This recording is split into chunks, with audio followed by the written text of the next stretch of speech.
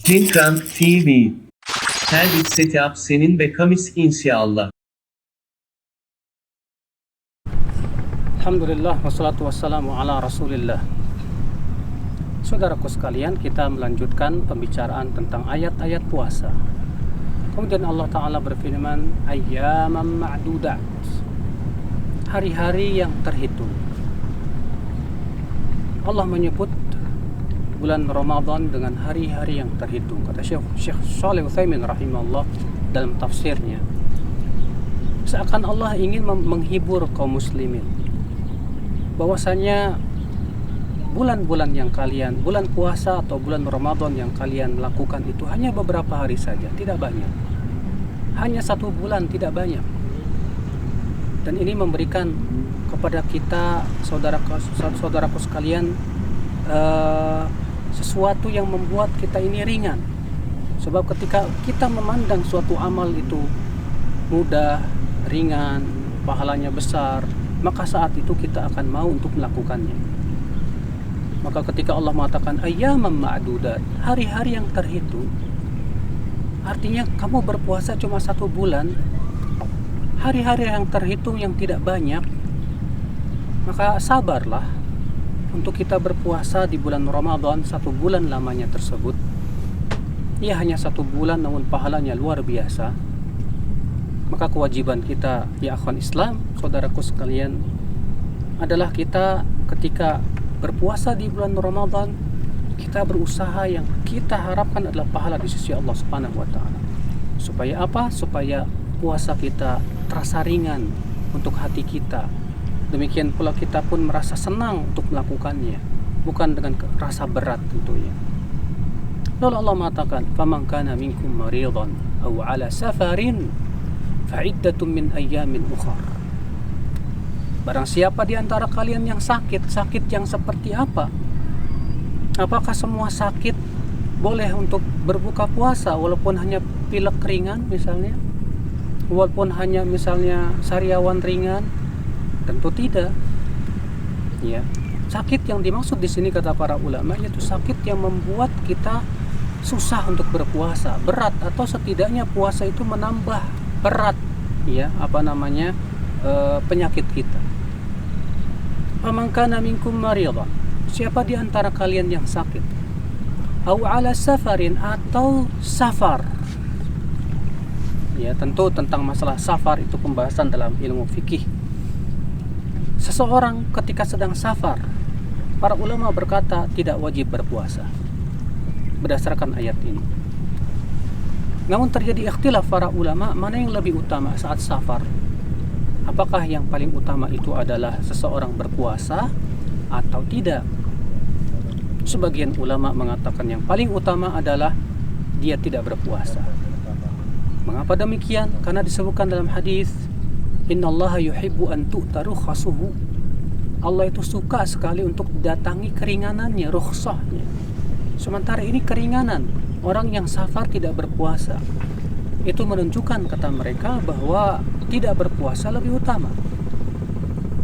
Sebagian ulama mengatakan berpuasa lebih utama. Kenapa demikian? Karena Rasulullah SAW pernah dalam sebuah safar beliau tetap berpuasa Ramadan.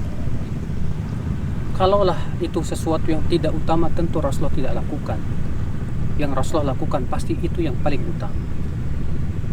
Dan sebagian ulama lagi memberikan perincian, dilihat, ya, kalau ternyata berpuasa itu membuat kita lemah sehingga akhirnya malah memudoroti diri kita sendiri, maka yang paling utama jelas tidak berpuasa. Tapi kalau ternyata berpuasa itu tidak berpengaruh sama sekali, tidak berefek pada diri kita, maka kata mereka itu yang paling utama adalah berpuasa. Dan inilah pendapat yang paling kuat, wallahu a'lam, karena itu yang lebih mengumpulkan semua dalil-dalil.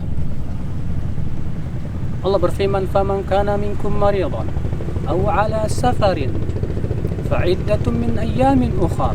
Siapa yang sakit atau dia dalam perjalanan lalu ia tidak berpuasa, maka hendaklah ia mengganti dengan hari-hari yang lain.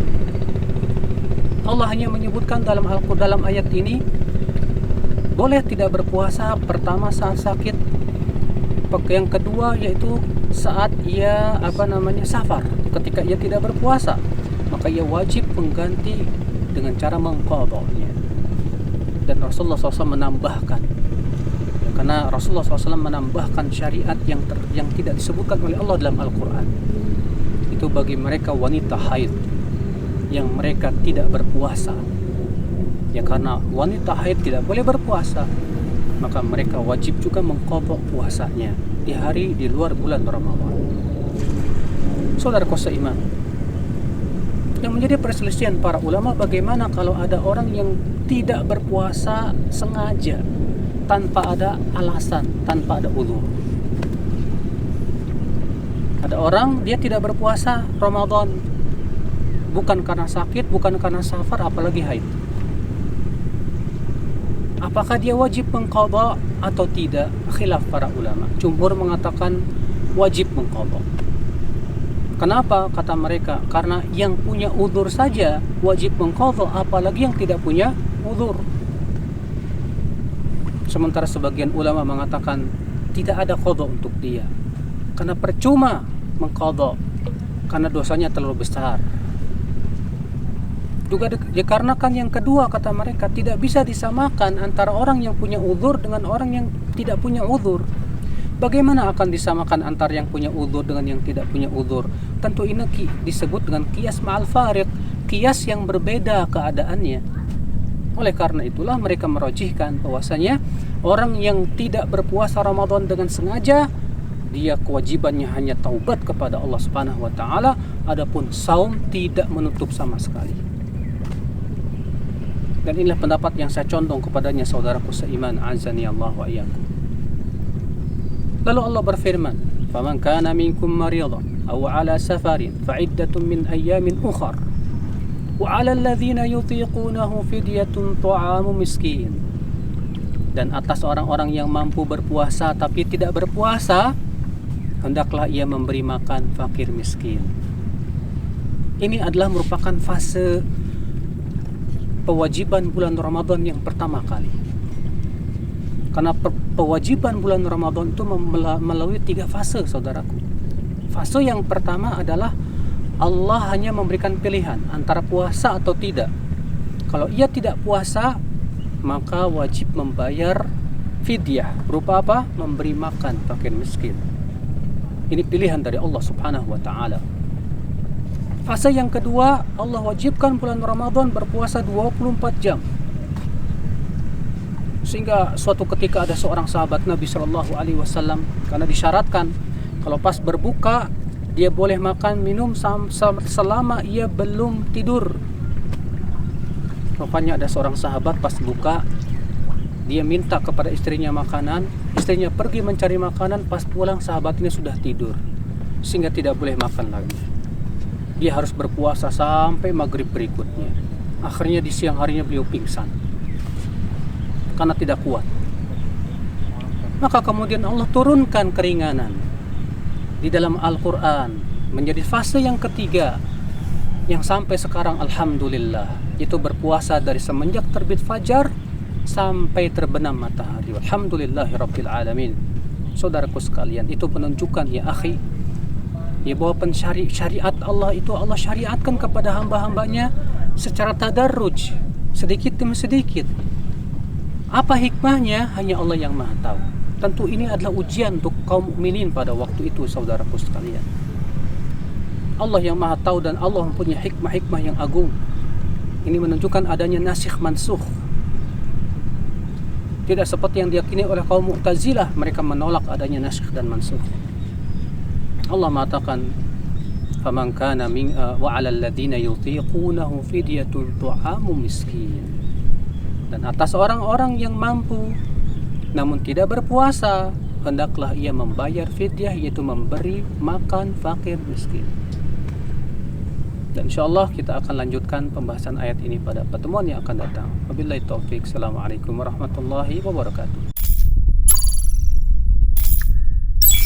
Wassalamualaikum.